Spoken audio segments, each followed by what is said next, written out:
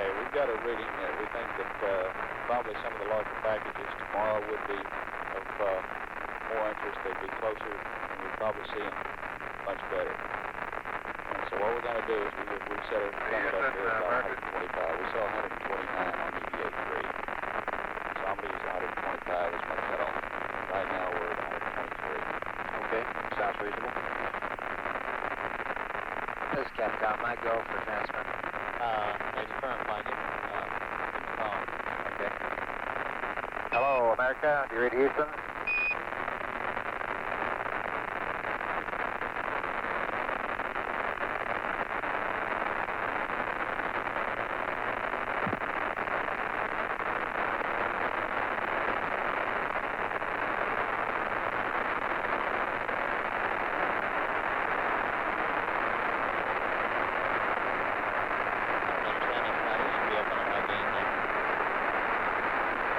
Well, he'd probably bring it up because it's in the flight plan right now. Yeah, it looks like it's coming up now. Okay.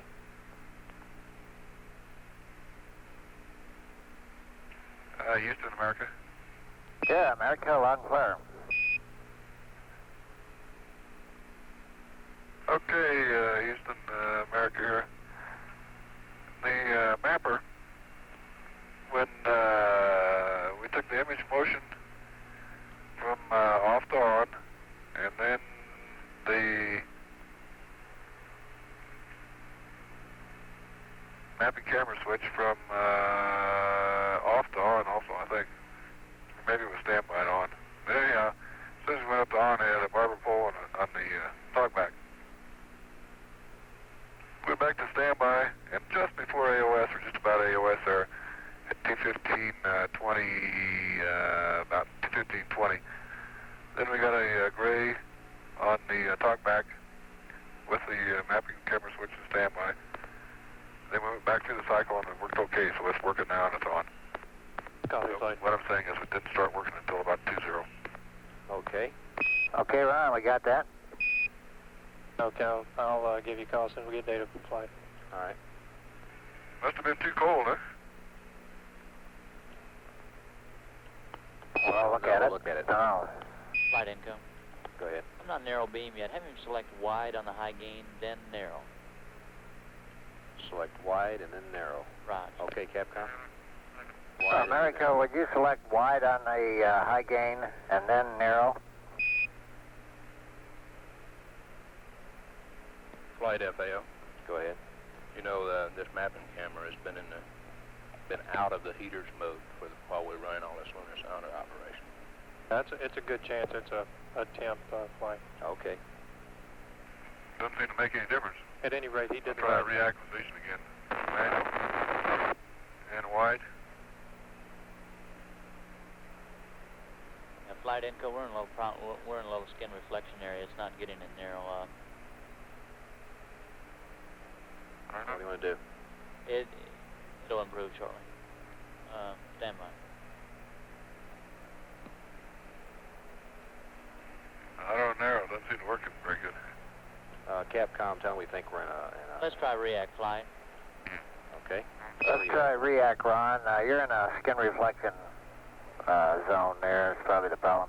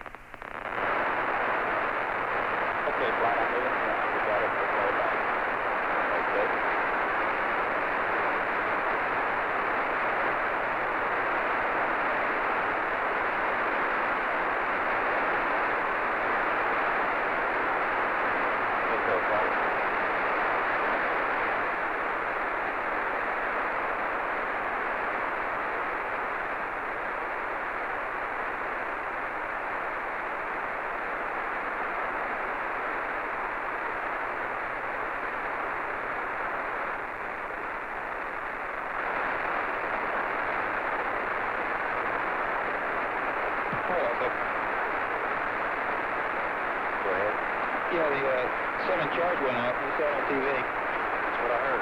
Yeah. Is there any chance of getting stabilized? Okay, great. Give us a holler.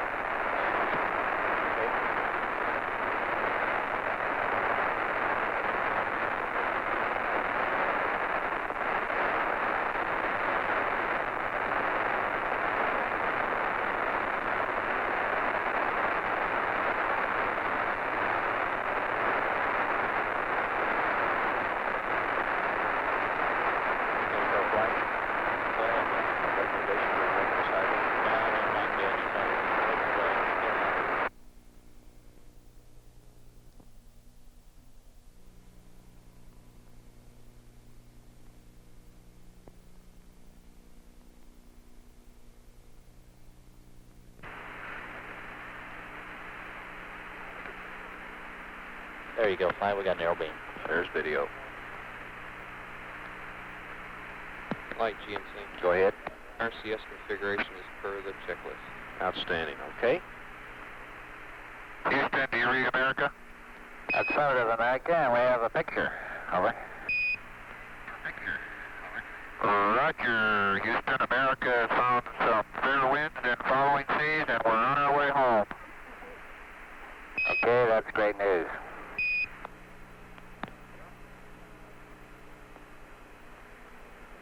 It sure is, Gordo.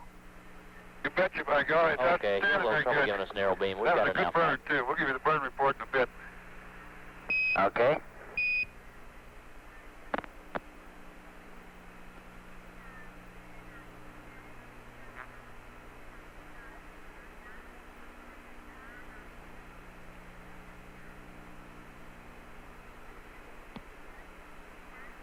Go ahead, FAO.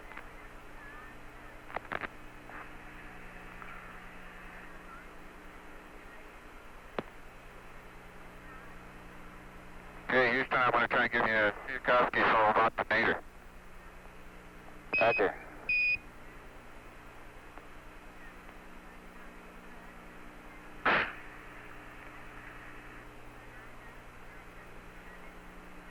Focus.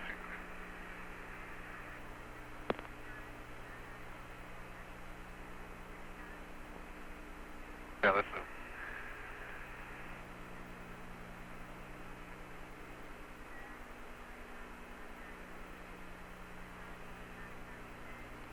That's good focus now, There you Fly, go. if he, these are there.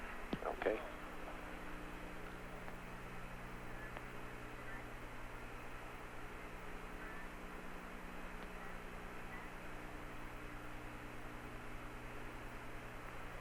Houston, this is a grand place to be right now. The video looks great there, Capcom. But it is, and we got a great picture of Tchaikovsky. Got it right in the center. And good focus, great picture.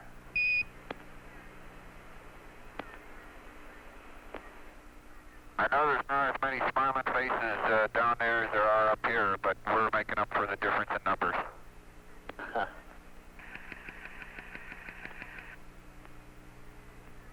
Roger.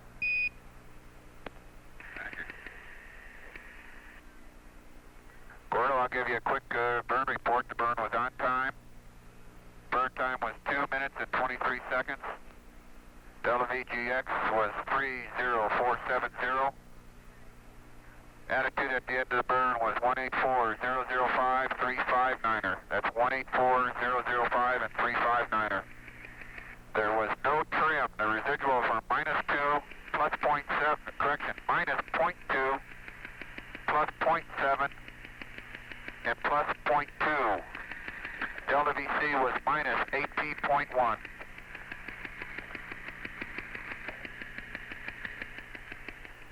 Roger, we got those. And Gordy, the unbalance is about 30 pounds, and oxidizer is 2.8, and fuel 2.9. And I flew full decrease the whole burn.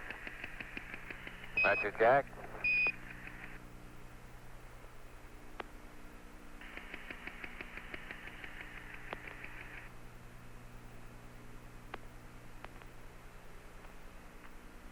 How's the picture, Gordy? Real fine.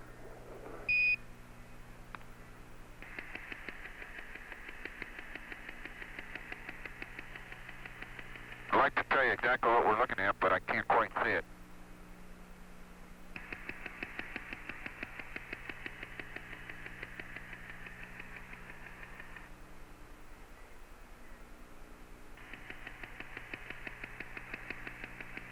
Gordy, the country Gene's pointing out is south of the orbit that we've been following for several days.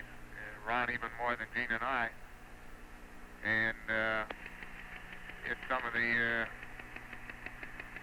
striking country of the far side of the moon that human beings don't very often have a chance to see, but a trend's been started in the last few years, and I suspect it will continue. Roger, Jack. Also, flight. Go ahead, Flight. You want to get that pen camera on, don't you? Let me verify that we're over a little bit over that time. Yes. Capcom flight, let's confirm the pan cameras to operate. Gordy, Houston, we need pen camera operate now. Thank you. Pan camera going to operate. Will he verify he's configured the items above there in the flight plan on the sim bay? And can you verify that you got the other sim bay items that precede that? Flight does so. Go ahead. We're verifying it right now. Okay, I'll not be able to verify any of this stuff until after the TV. Understand. Just reminding the crew. Roger.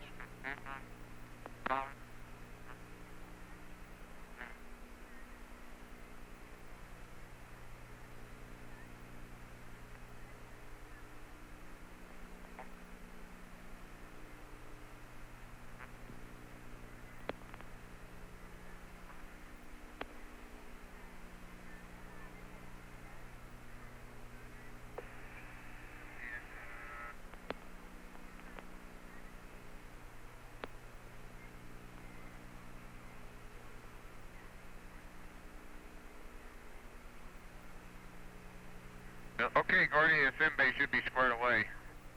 Okay, thank you. Our acute slowness there. Gordy, I'll try and take you across the Terminator if I can. All right.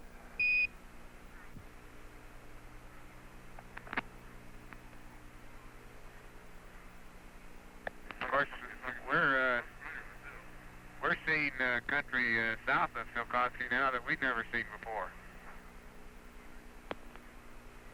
Roger.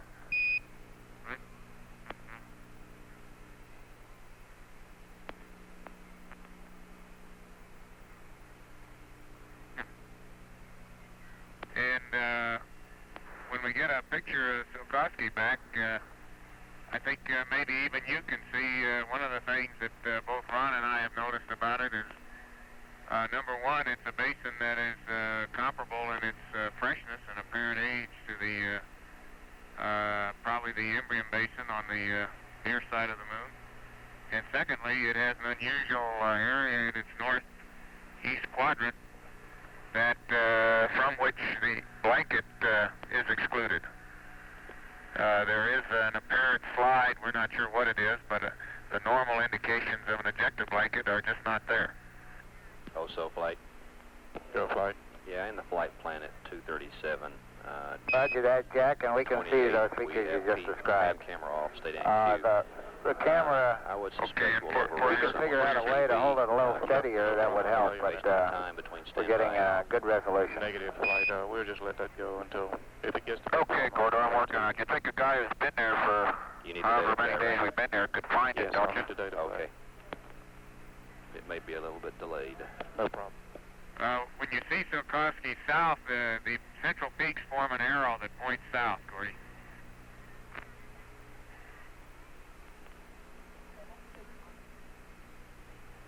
Flight FAL. Go ahead. Some convenient time, we'd like to know if they had not configured the sim bay until we give them a call, if it has some significance with respect to how much data we got. Okay, I suspect that's the case, FAO. Well, I do too, but I'm not Okay, positive. we'll verify that. Flight, I'll give you a call when he's locked up on the sim bay after TV. Okay.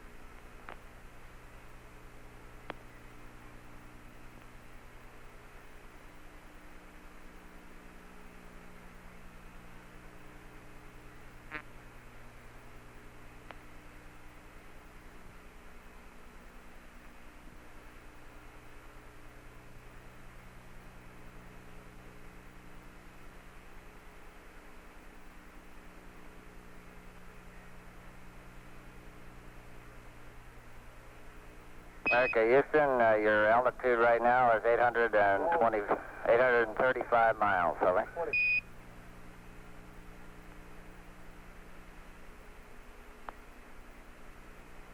Okay, 835 miles. And climbing out like a dingbat.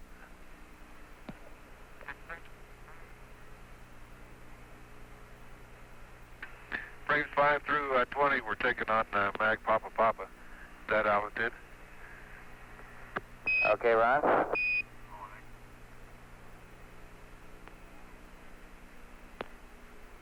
There's Smithy down there.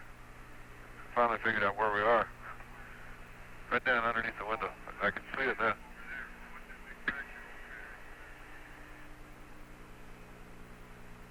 As far as we can, we'll try to run you a little bit along the orbital track. I'll be panning the camera more or less westward. Kowski starting, and Tsiolkovsky is himself in the crater Fermi. And moving on to the east, the next big pair of craters that we spent some time studying camera mode to stand is Hebert, which is just south, is right there, and just a little bit northwest of there is when you get a break, Pasteur. ask him to go pan camera to stand by. Roger, Jack. Say again. When you get a break there, ask him to go pan camera stand by. Okay. Both Hebert and Pasteur appear to be very old basins, much older than Tsiolkovsky, and they have as you can see, a fill in them, a apparent fill, very flat, looking at this distance, and very light colored.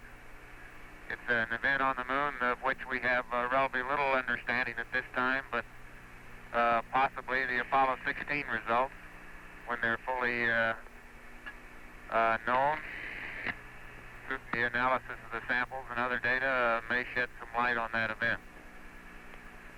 Roger, sorry to interrupt, but we'd like pan camera off now. That's a Pan full circle. camera standby, ready?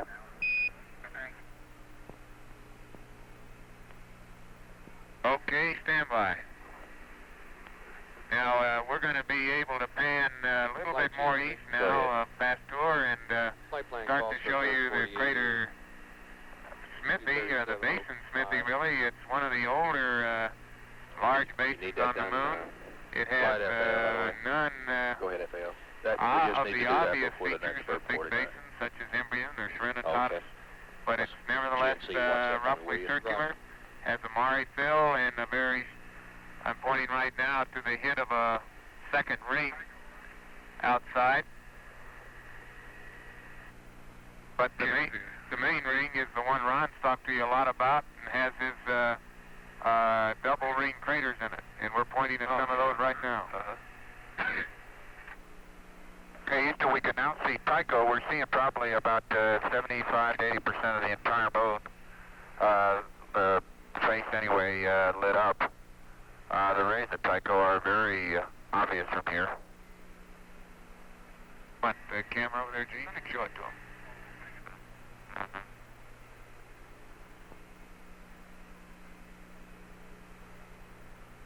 We had a good tour there of Smithy. We recognized the Smith brothers, the Wright brothers, and started to see Nepper before you left it.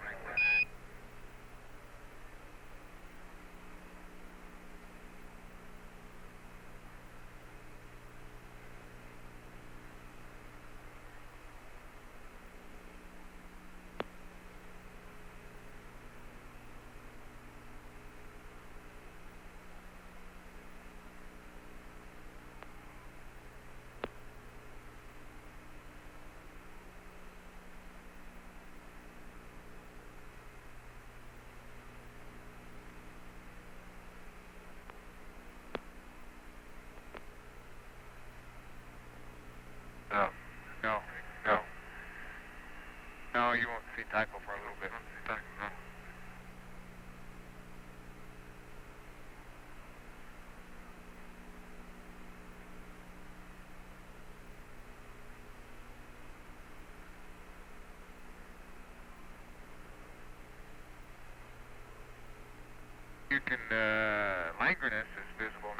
edge of Fecunditatis there, if you want to show that one.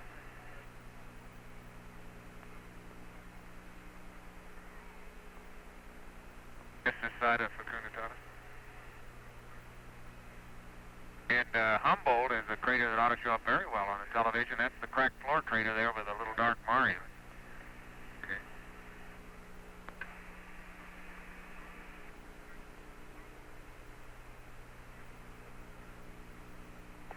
There's all the swirls in Marginus. You can really see them now. Oh, yeah. Why don't you, yeah. You show them swirls. Okay, early in our orbit, particularly Ron, he had a chance to work on the question of these light-colored swirls, and Marginus has outstanding examples of them, and I'll try to get the camera pointed on those. In the northern part of Marginus, let me orient you as soon as we're focused here.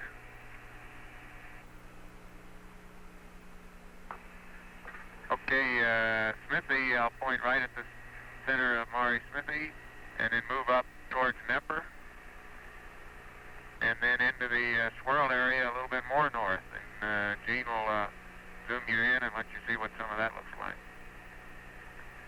I don't think we have a full answer of what the swirls are, but some of the things that we saw in Taurus Littrow and later from orbit around Sulpicius Gallus may suggest to people from now on that the possibility of alteration from fluids in the interior of the moon is more than just a possibility. Roger, that's a nice shot there of Marginus. Can you see the swirls, Gordy? Are the very diffuse light-colored areas that cross various topographic features? That's affirmative, Jack. They're visible from here. They have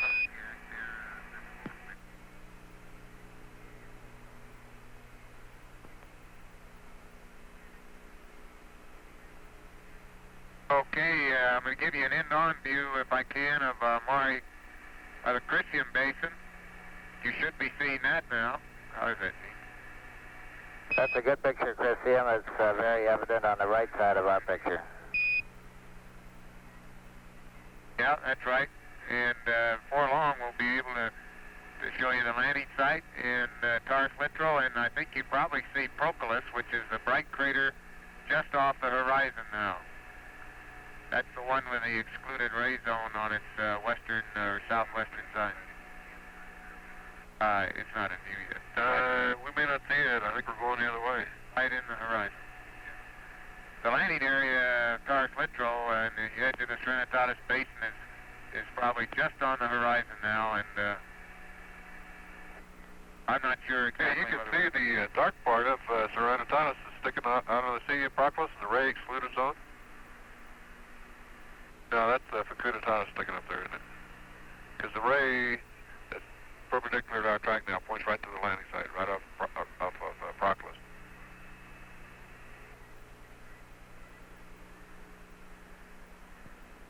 The area where one of the Russian vehicles set down and returned sample from is just about in the center of your field of view now.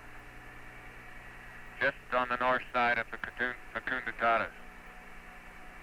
Roger, and you're about 1,300 miles up right now.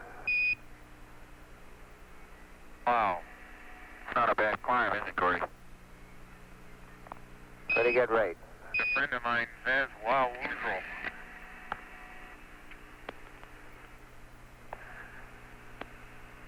And I'm looking at window 3 now, and the moon is just the size of the window, and I got my face right up against the window. Or maybe his head's just the size of the moon. We're not sure which. That's right. I don't know what's happening down there now, Gordy, but this is where the action was one time. Okay, we're starting to, I think, in a little bit be able to show you the edge of the Serenitatis Basin. It's moving a little slowly right now. It looks like it's creeping over the It's horizon. just going to creep over the horizon, maybe, but I think. But I'll tell you what's on the horizon now. I'm not sure I can get it. Let me try the rendezvous window. I think I can show them Apollo 11's landing site. Yeah, right. You probably can get it at the south portion of Tranquility there. If you can. Out the center window would be better. Yeah, center window, you can get it.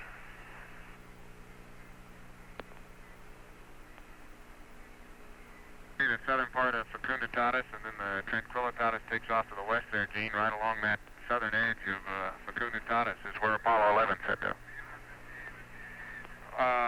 Yeah, and a little bit north of the line of the ray of those two things.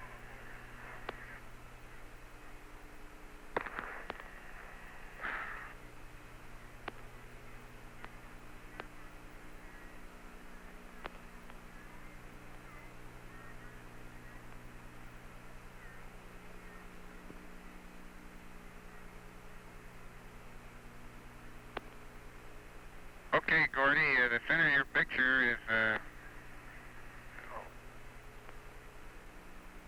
about right in there is the southern edge of Tranquility and the Apollo 11 area, and that was the ground track, of course, for Apollo 8 and Apollo 10. Roger.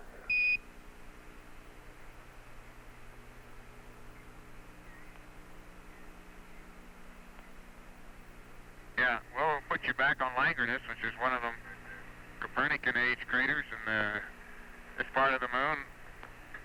And I believe it was Apollo 12 had an excellent opportunity for several orbits to study Langrenus. Roger, we see that. It stands out like a beacon there on the right side of the picture now, and we also saw SCA with its rays.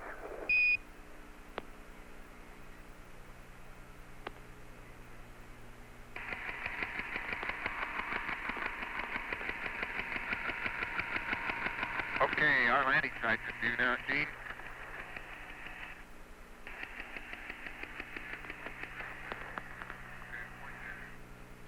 You're a little bit off the field. Let me move. We're almost out of the field here. Let's see. Proclus. Our landing area is just about in the center of your field of view, right at the horizon now. Roger. That's the best focus we got, Gene.